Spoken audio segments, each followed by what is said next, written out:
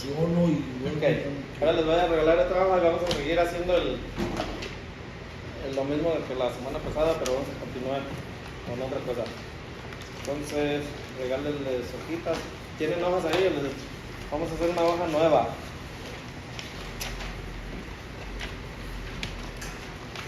Mi hermano Alex no estuvo, pero ahí va a ver de qué se trata la cosa. ¿Ya tienen? ¿Ah? No, pero van a hacer otra cosa. ¿O tienes dos? ¿Una hoja limpia? Ok. la grandeza ya terminó. Esta sí es parte, o sea, lo que vamos a estar haciendo, Falta. Continuación. continuar con el diagrama este que estamos haciendo aquí.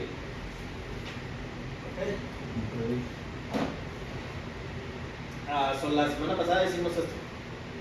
Sí, hasta la oscuridad, Génesis 1:2, la creación, y vimos citas relacionadas con el principio y que Dios es el creador. Entonces estuvimos viendo, ¿verdad? Sí. Ok. Antes de empezar esto, voy a hacer como esta especie de introducción a la clase que vamos a tener. Lo que estamos estudiando en este libro, los hermanitos que ya tienen aquí tiempo de estudiarlo, pues sí se acuerdan bien. Este libro habla de profecías bíblicas. ¿Ok? Se llama el plan profético de Dios, pero en realidad este libro es una materia que se especializa en lo que se llama la escatología. Y la escatología habla de profecías, pero como les digo, bíblicas. No profecías que la gente de repente alguien se para por ahí y dice, hermano, Dios me dijo que me tiene que dar $100, ¿verdad? Entonces, y usted como tiene fe en que yo soy el profeta de Dios, pues si no me los da, pues va a estar en pecado, ¿no? Entonces, este libro está guiándose con citas bíblicas de lo que es la profecía que habla la palabra de Dios, la Biblia. Y es importante que estudiar esto, porque pues sabemos que ahora hay muchos charlatanes que están engañando a la gente, haciéndola creer todas esas cosas. Y parte de la introducción ya lo hemos visto muchas veces, pero es necesario que veamos la cita bíblica, es 2 de Timoteo 4, ¿verdad? Es lo que siempre vemos, ¿verdad? Sí, Y con eso empieza este libro, con esa cita bíblica. Pues ya con los hermanos ya los he leído muchas veces, pero esto es importante para entender la importancia de lo que estamos estudiando, porque es necesario. ¿Qué es? 4. ¿Por qué la importancia de estudiar la escatología? Así se llama esta materia. Que la escatología es la materia que se especializa en la teología sobre la profecía, pero ya como les dije anteriormente, bíblica. ¿Ok? Entonces, Pablo le dice a Timoteo, dice, te encarezco delante de Dios, o sea, le está como suplicando, ¿verdad? Del Señor Jesucristo, que juzgará a los vivos y a los muertos, o sea, le está haciendo que tome conciencia de que eso es algo que no se puede tomar a la ligera. Dios va a juzgar a estas personas, sobre todo si son profetas falsos. ¿Ven? Dice que juzgará a los vivos y a los muertos en su manifestación y en su reino. Dice que prediques la palabra, que instes a tiempo y fuera de tiempo, redarguye, reprende, exhorta con toda paciencia y doctrina. Aquí le está diciendo, redarguye, reprende, exhorta. O sea, si algo está mal hay que corregirlo. Amén. Pero dice a tiempo, fuera de tiempo, redarguye, reprende, exhorta con toda paciencia y doctrina. O sea, ¿qué es la doctrina? La enseñanza. O sea, ahorita estamos estudiando la doctrina. Entonces, es importante estudiar. El estudio de la palabra es la doctrina. ¿Ok? Entonces, por ahí ahora ven muchos pastores, evangelistas y predicadores diciendo que no es necesario estudiar tanto, que para qué, que la mucha letra mata, no sé qué, no sé cuánto, y de ahí se agarran ellos de la ignorancia de la gente para lavarles el coco, muy fácilmente. Entonces dice, porque en el 4:3, porque vendrá tiempo cuando no sufrirán la sana doctrina. Y ahí la parte esa de no sufrirán, si quieren, si pueden, o no sé si a ustedes les gusta hacer eso o no, pero la pueden hasta marcar donde dice, no sufrirán la sana doctrina. ¿Qué quiere decir esto?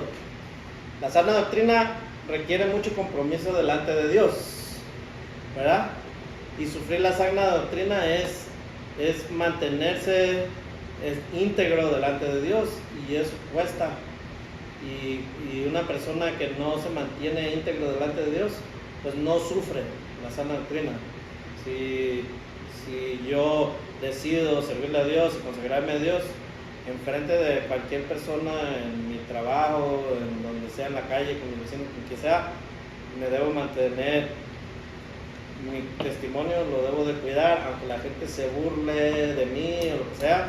La gente tiene que saber que yo soy cristiano y me debo comportar a la altura de un cristiano, y la gente espera que yo me porte bien, que yo tenga una buena actitud y amor hacia ellos, ¿verdad?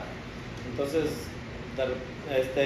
todo esto es sufrir la ¿cómo se dice? Sana doctrina, y es lo que Pablo le está diciendo a Timoteo aquí, que sufras, ¿verdad?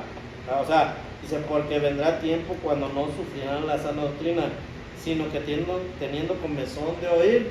¿Qué quiere decir comezón de oír? Habemos muchas personas que nos fascinamos por el misticismo, por las cosas espirituales, porque quiero ver un ángel, quiero ver así un resplandor que sale del cielo y oír voces de los ángeles que me hablan. Muchas veces nos fascinamos mucho con el misticismo, con el espiritualismo, y tenemos y deseamos, anhelamos tener ese tipo de experiencias espirituales. Pues es que mucha gente se mete a la brujería y todas esas cosas porque tiene ¿cómo se dice? Ese deseo de meterse a querer experimentar esas cosas.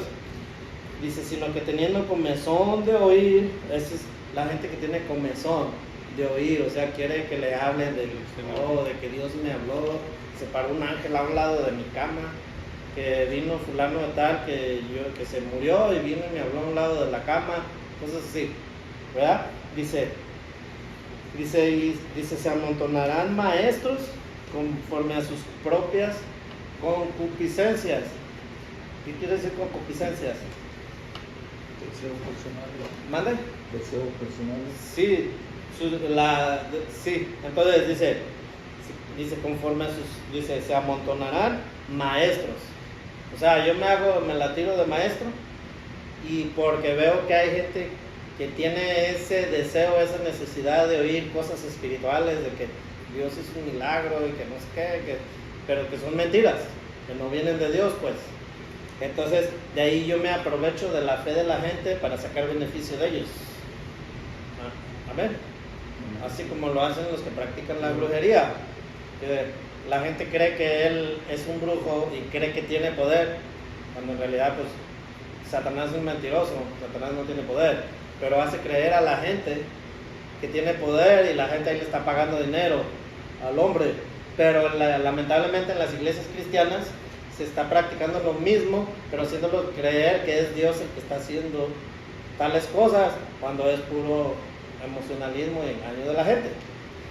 Es por eso ahí que Pablo está haciendo hincapié en esto, y también yo estoy haciendo hincapié en esto aquí ahorita que estamos aquí, ¿verdad?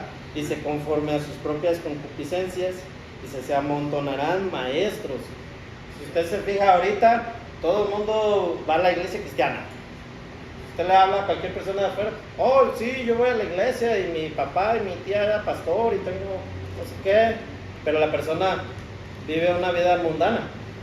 En realidad es nomás de lengua, ¿verdad? Su cristianismo. Entonces dice, conforme a sus propias concupiscencias. Entonces dice, el verso 4, se apartarán de la verdad, dice, y apartarán de la verdad el oído. Fíjense bien, apartarán de la verdad el oído. ¿Dónde está la verdad escrita? Entonces Jesús es la verdad y la vida. Y la Biblia dice la verdad. Aquí está la verdad, pero la gente aparta la verdad, su oído de la verdad, por oír. Vamos a ver, fíjense bien, y apartarán la verdad, ¿cómo dice? Y apartarán de la verdad el oído, y se volverán a ¿qué? Las fábulas. Fábulas. ¿Qué son las fábulas? Como los cuentos esos que sacan en Disneylandia, ¿verdad? De que vino la hada madrina y le hizo un encanto y la embrujó, no sé qué. Esas son fábulas. Lamentablemente ahorita en el cristianismo hay muchas fábulas de gente creyendo hacer a otras personas que ellos son profetas de Dios y que tienen poder y que no sé qué, y cuando sienten ya le sacaron el dinero. ¿Sí o no? Y ve, lamentablemente yo no me gusta ver a programas en televisión, en canales de televisión cristianos, porque es a puro pedir dinero. Y el enfoque es de que si tú das $100, Dios va a ver que tienes fe, porque los diste, porque a no cualquiera puede dar $100. Entonces, aunque te cueste, tú los das, ya Dios vio que tienes fe, entonces Dios probó tu fe, Dios te va a dar 200. Mándanoslos a tal dirección, a mi nombre, que no sé qué. Y así hay mucha gente en las iglesias cristianas que se han metido a estar haciendo este tipo de barbaridades. ¿Ven? Y dice por ahí un lugar en la Biblia que muchos predican por contienda. Muchos predican para ser vistos. Muchos oran, Jesucristo dijo en Mateo 4, ¿verdad? Muchos oran de pie en las sinagogas, o sea, en los templos, pues, para ser vistos de los hombres.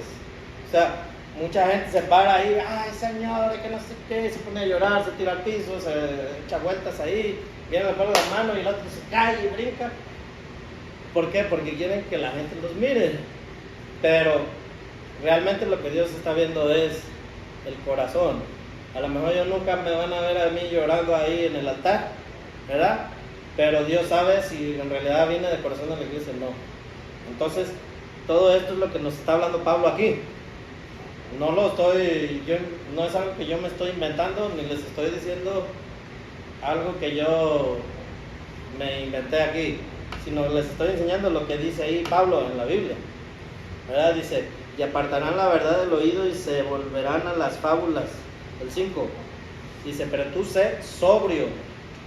¿Qué quiere decir sobrio? Un borrachito pierde la sobriedad, un borrachito pierde el juicio y hace cosas que están fuera de la verdad o fuera de sí. Ok, dice, pero tú sé sobrio en todo, dice, soporta las aflicciones, haz tu obra de evangelista, cumple tu ministerio. Y ahí podemos seguir. Entonces la importancia aquí, para que nosotros realmente sepamos si es Dios el que está de por medio de lo que estamos haciendo, es comparar con la escritura, que es lo que Dios ya dejó escrito, que lo que se está haciendo es de Dios. Si yo lo que estoy haciendo es para que la gente diga, ay, miren el hermano Manuel, ¿verdad? Qué santo es, ahí ya, delante de Dios yo estoy pecando. Si yo estoy orando aquí a grito abierto, pero no lo estoy haciendo con un corazón sincero, lo estoy haciendo por apantallar a los hermanos, ya estoy pecando. Y dice la Biblia que Dios ya tiene una recompensa para esas personas. O sea, en otras palabras, Jesús dijo, Dios no lo puedes engañar con eso, ¿verdad? Dios sabe que esas personas no están siendo sinceras. Entonces, en ningún lugar en la Biblia vamos a encontrar que diga que tienes que venir al altar y llorar. Hay gente que dice, ven al altar y llora, porque no te he visto que llores. Y entonces hay gente que cree que porque estás llorando, ya en realidad ya estás bien con Dios. Y pues yo llegué a ver muchos hermanos que iban a otras iglesias, que les gustaba una hermanita y decían, yo me voy a casar, ¿verdad? Y en realidad iban a la iglesia por el interés de la hermana, pero no porque fueran salvos. Y se iban al altar y lloraban y todo, y se convencían a los pastores de que era un siervo de Dios, y ahora le parece que se case. Y a las 2-3 meses, ya o la sacaba de la iglesia o se divorciaban o algo, porque resultó ser un diablo. ¿Me explico? O tal vez la hermanita también resultó ser diablo. Pero entonces, La hermanita llegó con la misma intención. esa es hablar con la verdad. Amén. Satanás habla mentiras. Satanás lo hace creer a uno que sí, que el brujo tiene poder, y que si agarra que la planta de no sé cuál, una planta hedionda que usted se pone y se la refriega por el cuerpo, ya los espíritus no le van a traer mala suerte y no sé qué. Esa es la naturaleza de Satanás, dice la Biblia, que es ser mentiroso. Y él es el padre de la mentira, y cuando él habla mentiras. Entonces, por esa razón, los mismos brujos dicen, no trates de hacerle un encanto, un hechizo, un embrujo a un cristiano. No es porque el cristiano tenga poder o no tenga poder, no es porque el brujo no pueda o sí pueda, simplemente porque todo eso es mentira. Porque eso es lo que Satanás hace, es echar mentiras. Él trata de imitar a Dios, pero no puede. Porque Satanás, lo único poder que Satanás puede hacer es como vimos con Adán y Eva. Engañó a Eva, Eva pecó al desobedecer a Dios. Pero no es que Satanás tuvo poder, de que la haya hipnotizado, que la haya hecho que perdiera la conciencia, nada de eso. Ella desobedeció a Dios cuando él la incitó a pecar. ¿Me explico? Porque es pecado consultar a un hechicero, un brujo. La Biblia dice que no hay que hacerlo. Pero porque el brujo tenga poder, no, porque ya estamos con la intención de buscar la adoración hacia Satanás. No es porque realmente tenga poder esa persona o el diablo, lo que sea, porque ya estamos con la mala intención de ir en contra de un enemigo de Dios y desde ahí ya estamos pecando. ¿Sí? Eso es lo que la Biblia dice, pues. No es lo que yo creo o lo que yo experimenté en una experiencia que estuve en un éxtasis, ¿verdad? No, nada de eso. Es lo que la Biblia dice. Y si usted hace lo que la Biblia dice, Dios dice en la Biblia que nos va a prosperar y nos va a bendecir y vamos a habitar tranquilamente, como dice en el Salmo 1, ¿verdad? Como dice el Salmo 91 y así. ¿Ok? Entonces, esta es solo la introducción de la clase esa. Todo lo que estamos haciendo de estudiar este librito es por lo mismo. Todo lo que este librito está hablando es la materia de lo que es la profecía bíblica o lo que se llama escatología. ¿Amén?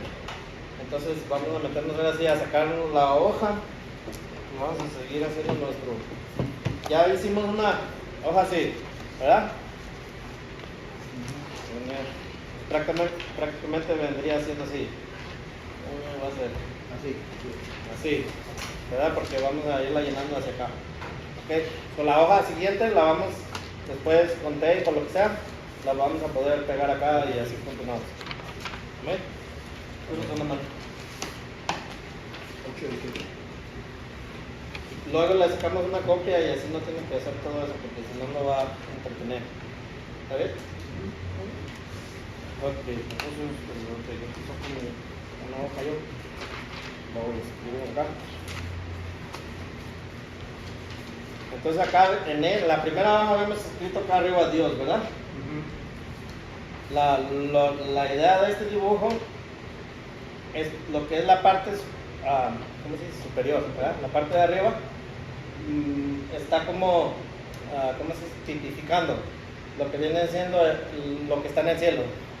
Lo que está acá en medio es lo que está sucediendo en el mundo, en el planeta Tierra. Y lo que está abajo de lo que se va a dibujar es ya después de la muerte, después de que la persona muere, y cómo la Biblia va hablando de esas cosas. Y al poner todo en su lugar, se nos va a hacer más fácil comprender las escrituras, no sacar de contexto la Biblia. Porque David en Salmos dijo, los justos heredarán la tierra, ¿verdad? ¿Qué nos supone que vamos a ir al cielo? ¿Verdad? Diríamos así, ¿no? Entonces, si viene un testigo de Jehová, nos dice, no, aquí dice, en Salmos, que nosotros vamos a heredar la tierra, por lo tanto aquí nos vamos a quedar en la tierra y vamos a vivir eternamente en la tierra, no vamos a ir al cielo como dice la Iglesia Católica o así.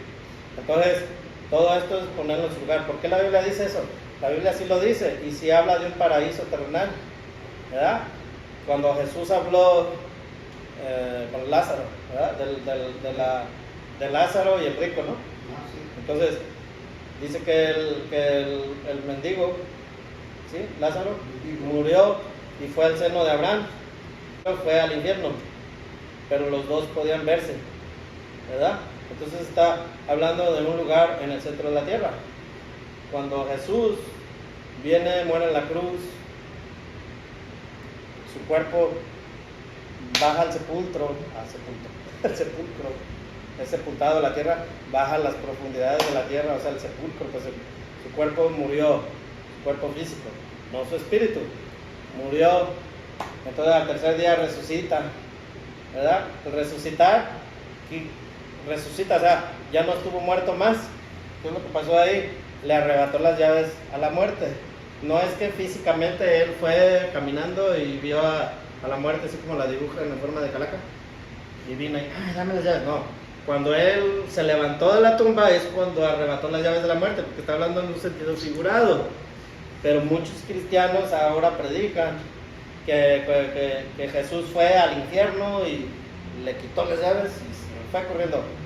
Entonces, realmente no es así, simplemente que Jesús despertó y ahí fue donde le arrebató las llaves a la muerte. ¿Ok? Cuando vemos que Jesús muere en el ¿cómo se llama? En la cruz, él está en medio de dos ladrones y entonces uno se estaba burlando, el otro no. Entonces Jesús le dijo al ladrón que se arrepintió, dijo, de cierto te digo que hoy, Jesús dijo, hoy estarás conmigo en el paraíso. Ese día que Jesús murió en la cruz, le estaba diciendo al ladrón, hoy vas a estar conmigo en el paraíso. No dijo, hoy estarás conmigo en el infierno. Jesús bajó al paraíso terrenal, ¿verdad? Y al tercer día, dice la Biblia que resucitó y ascendió al cielo, ¿ok? Y llevó ya lo que era la expiación por el pecado. O sea, ya su sacrificio lo presentó delante del Padre para ser lavados nuestros pecados. Entonces por eso Jesús subió al cielo, pero luego bajó y estuvo 40 días en la tierra predicando, ya después de que había pasado todo eso. Cuando Jesús resucita al tercer día, dice que una mujer vino a acercarse con él y dice, no me toques porque no he ido al Padre todavía. Cuando Jesús habla, hoy estarás conmigo en el paraíso, es porque bajó al paraíso. Y después, al tercer día, cuando ve a la mujer, todavía no había ido al Padre, o sea, no había ido al cielo. Entonces Jesús no puede mentir, dejaría de ser Dios. ¿Cómo es que el día que murió fue al paraíso y al tercer día que resucitó le dice a la mujer, yo no he ido al Padre, porque el Padre está en el cielo? Entonces todas esas cosas es necesario entenderlas para ponerlas en su lugar. ¿Por qué la Biblia dice eso? Se está contradiciendo, es una doctrina falsa. ¿Qué es lo que está pasando? Entonces cuando ya ponemos todo eso en su lugar, encontramos por qué, o sea, hay una explicación para cada cosa. Y de ahí hay sectas religiosas que de ahí sacan una doctrina y ya de ahí hacen su propia religión. Y ya se van por ahí y trátenlos de sacar de ahí. Y por más que usted les enseñe la Biblia, la verdad, ellos no la aceptan. Entonces, por eso es importante conocer todos estos, o sea, nosotros que ya estamos predicando, estamos enseñando, estas enseñanzas no son para un cristiano recién convertido que no le interesa aprender más sobre la palabra de Dios, simplemente que lleva una vida así tranquila, ¿verdad? Que no sufre la sana doctrina, como dice Pablo. Entonces, por esa razón es necesario hacer todo esto. Y cuando ya leemos la escritura, ok, viene el testigo de Jehová y me dice, no, nosotros no vamos a ir al cielo. No, es por esto, ya le puede uno con citas bíblicas enseñarle que no es verdad lo que él está diciendo. Pero con la misma Biblia le puede comprobar que está equivocado. Y así, cualquier otra doctrina, mientras esté fuera del contexto de la Biblia, usted le puede demostrar que está equivocado. Y están ahí los textos, nomás es de leerlo. Por eso es importante, por eso les digo, lean la Biblia de principio a fin. Por ejemplo, si agarran el Génesis, lean todo Génesis desde el 1 hasta que se termina, porque así no saca de contexto los textos bíblicos, no les da otro significado que no tienen. Porque si está hablando ese libro de salvación, todo ese libro, ¿por qué voy a agarrar un texto que está hablando de salvación y hablar de la fe o de otra cosa que no tiene que ver? Aunque pareciera que así es. Pero entonces, pues es importante todo esto. Como la semana pasada vimos quién era Jesús, que Dios estuvo en la creación, Jesús estuvo en la creación, que Jesús es Dios y que ellos han sido eternos, que nunca fueron creados, que Jesús vino a ser humano cuando vino y posó en el vientre de María y desde entonces ya fue humano, pero antes no fue humano. Él es y era Dios y será Dios. ¿Sí? Entonces es importante saberlo, porque ya el testigo de Jehová o otra religión, el musulmán, dice que Jesús es un profeta y que es el hermano de no sé quién y se inventa ahí. Entonces todo esto es importante leerlo y entenderlo, poner todas las cosas en su lugar. ¿Sí? Ok, entonces en la siguiente hoja vamos a escribir así: los cielos, arriba, sí, los cielos.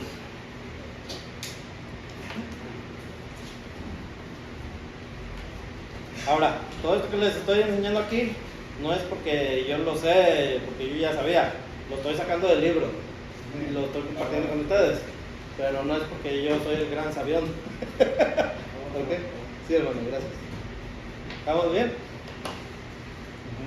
Entonces, los cielos, ponemos ahí en la parte de arriba. Recordamos que esto lo vamos a juntar así después. ¿Okay? Los cielos. Ahora veamos que está en plural. En la Iglesia Católica nos dicen, si te mueres, si te portas bien, te vas a ir al cielo. Así te dicen, pero hablan en singular.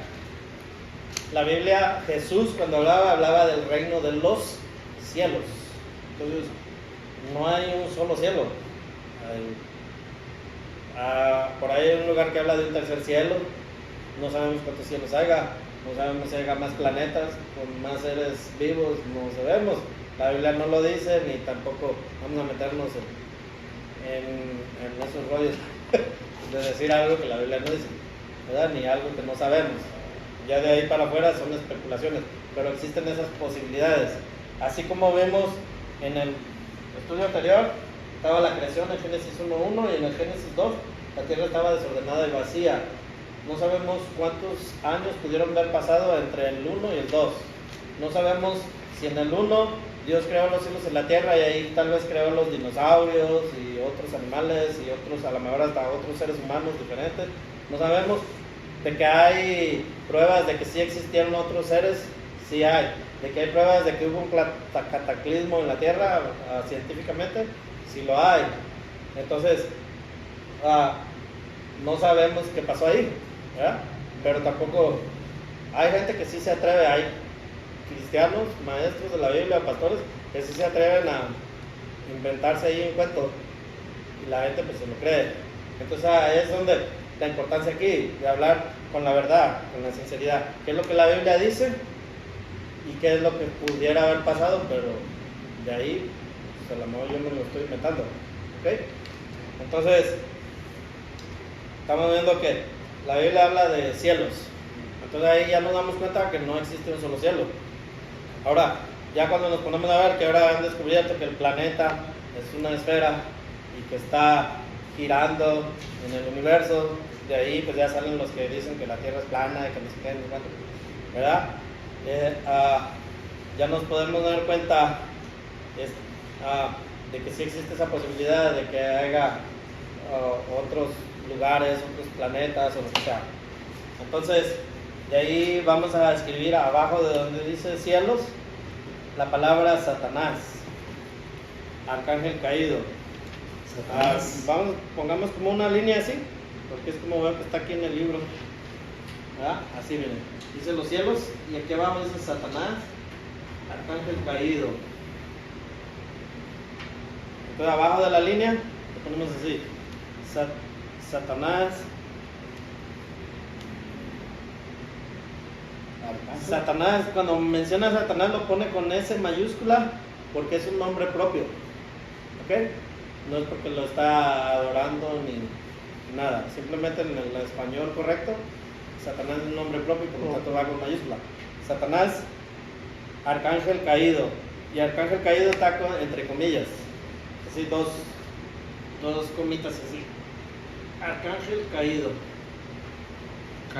Y también lo pone con mayúscula porque es un nombre propio también. Arcángel caído. ¿Por qué? Porque está hablando de un personaje en particular, Ezequiel. Abajo del arcángel caído vamos a escribir Ezequiel 28, 12, 19. Sí, abajo de la palabra de Satanás. Ezequiel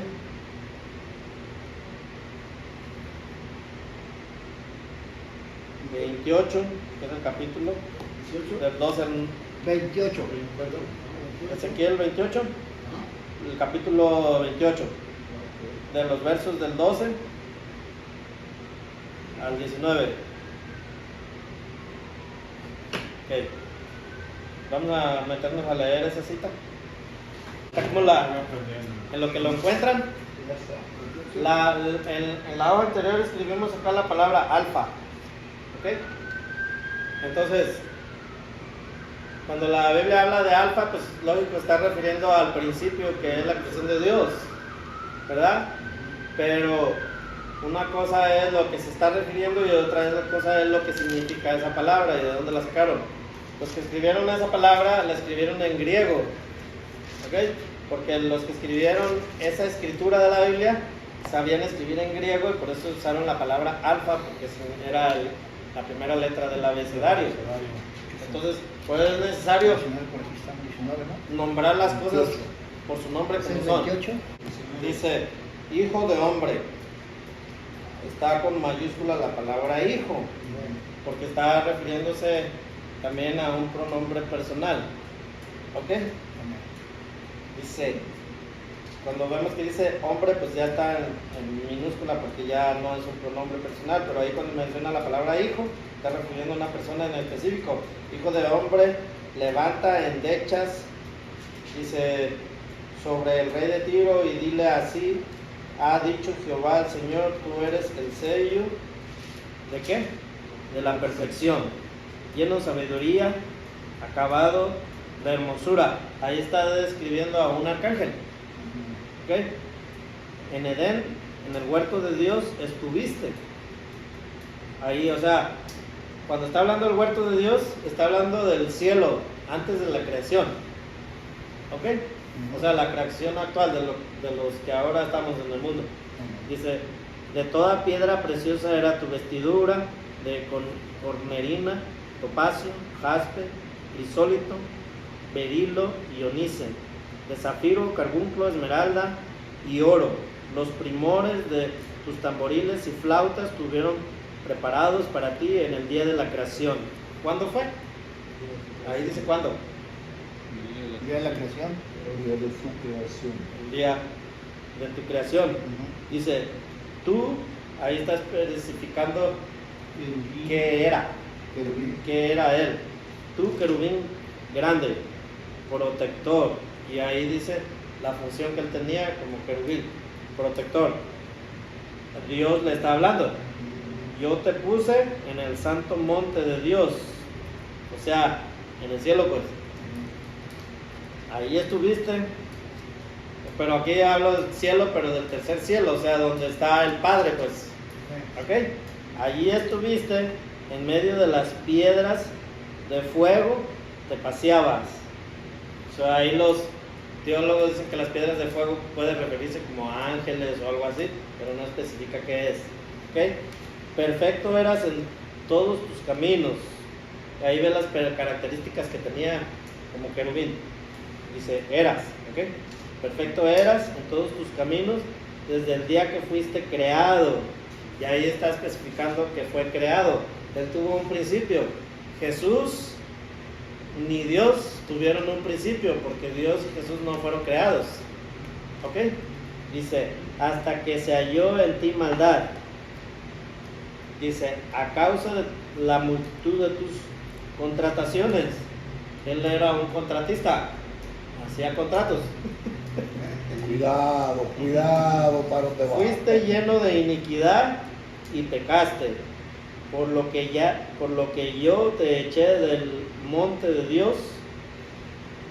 Fíjate cómo este personaje primero dice yo te puse, y ya después dice te eché del monte de Dios.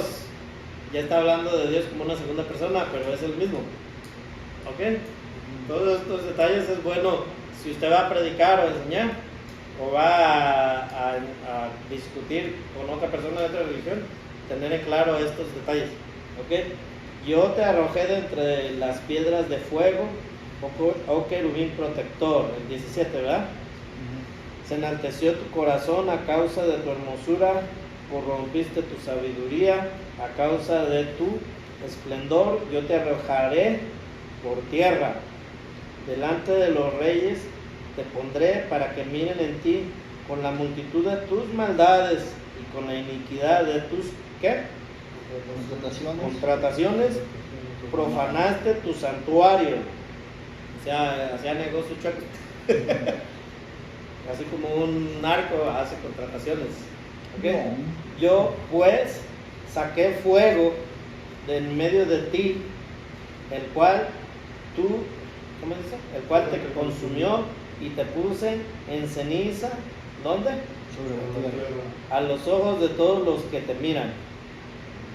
Todos los que te conocieron de entre los pueblos se maravillan, ¿cómo dice? Se maravillan sobre ti. Maravillarán. Y se maravillarán, sí, sobre ti. ¿Espanto qué? Serás. Y para siempre dejarás qué? Ese. ¿Hasta dónde dijimos? Hasta el 29. Hasta ahí. No, ya me pasé. Ok, No, ahí está bien. ahí vamos a parar el estudio. Ok. Y esta hoja la guardamos para seguirla haciendo la semana que viene. Entonces, podemos ver cómo en esta cita bíblica, también como en la hojita anterior, pudimos ver en estas pocas citas bíblicas que pusimos, hay información o historia que habla de cientos de miles de años o millones de años. Amén. Entonces, como pues, yo creo que en un principio cuando le dije hagan un mundito, ya saben, pues, se pudo haber pensado, la hermano nos va a poner como si estuviéramos en la escuelita de los niños, ¿no? Pero Yo sé que para Dios. ver toda la información que está aquí es lo importante, ¿verdad? Y así poco a poco vamos a ir viendo lo que está en este dibujo. ¿Amén? Entonces, ahí vamos a Una orar. pregunta, hermano. Más una. Cuando le dice yo te eché del monte de Dios, ¿no se estará refiriendo que Jesús lo arrojó al del... Ok, pues relacionándolo con lo que vimos en la clase anterior, en Juan 1, ¿quién era Jesús? El verbo. ¿Y quién era el verbo? Dios. Entonces, ¿quién es quién? Dios. Entonces, ¿quién lo echó? Dios. ¿Quién lo creó? Dios. ¿Y quién lo puso en el monte? Dios. ¿Y quién lo arrojó del monte? Dios. ¿Lo puso en la tierra? ¿Sí? Dios. ¿Sí ves? O sea, Entonces- que se te refiere del monte de Dios. Ajá, ok. Ahora ahí nos metemos otra vez con el asunto de la doctrina de la Trinidad. En la Biblia no encontramos en ningún lugar que habla de la Trinidad. La Biblia no menciona la palabra Trinidad por ningún lado. Y de ahí hay sectas religiosas que dicen que esa es una doctrina falsa, porque la Biblia no la menciona literalmente. Habla de la deidad, ¿no? De Dios. Bueno, la deidad es la naturaleza de Dios, pero lo que es la Trinidad sí menciona a tres personas y las menciona como un solo Dios. Ahora,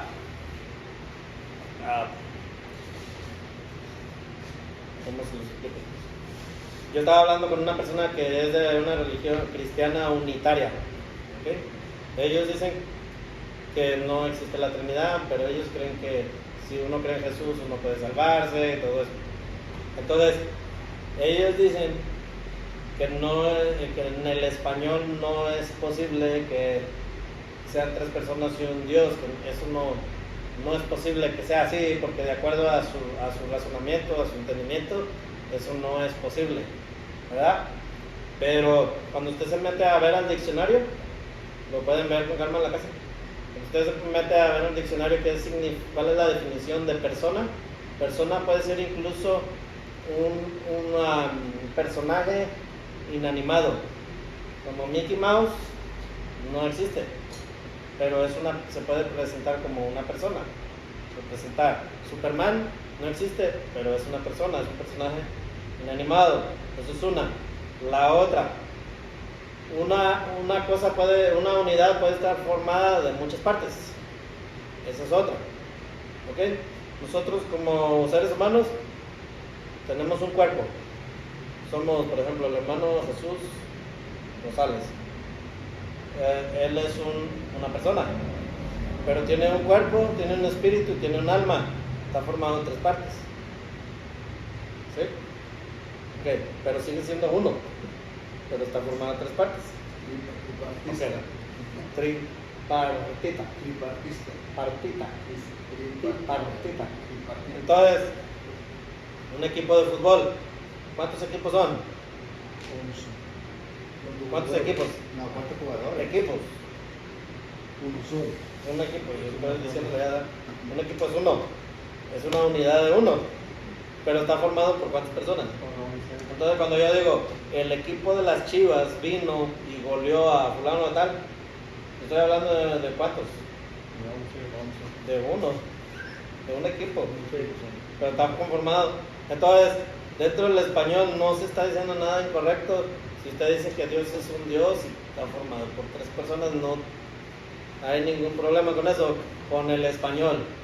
Cuando usted se pone a decir que eso no es posible, entonces está como sacando las reglas del idioma y haciendo que está haciéndose ahí un invento.